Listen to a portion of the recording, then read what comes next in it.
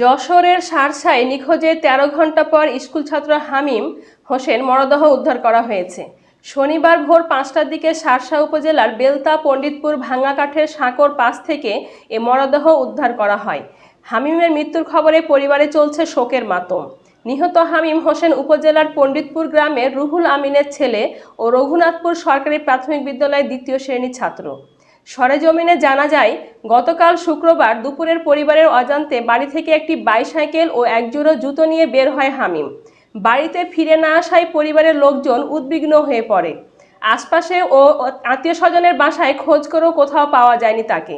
পরে স্থানীয় লোকের কাছে জানতে পারে, বাড়ির পাশে বেলতা পণ্ডিতপুর ভাঙা কাঠের সাঁকোর পাশে তার ব্যবহৃত বাইসাইকেল ও জুতো পড়ে আছে। স্বজনরা দুপুর থেকে সারা রাত সাঁকোর পাশে খালে খোঁজাখুঁজি করেও হামিমের কোনো সন্ধান পায়নি। শনিবার ভোর ৫টায় খোঁজাখুঁজির এক পর্যায়ে ওই খাল থেকে হামিমের ভাসমান মরদেহ ১৩ ঘণ্টা পর উদ্ধার করে। হামিমের মৃত্যুর খবরে আত্মীয় স্বজন ও স্থানীয় লোকজন ভিড় জমায় এক নজর দেখার জন্য তার বাড়িতে। এদিকে হামিমের অকাল মৃত্যুতে নিহতের পরিবার ও গোটা এলাকায় শোকের ছায়া নেমে আসে।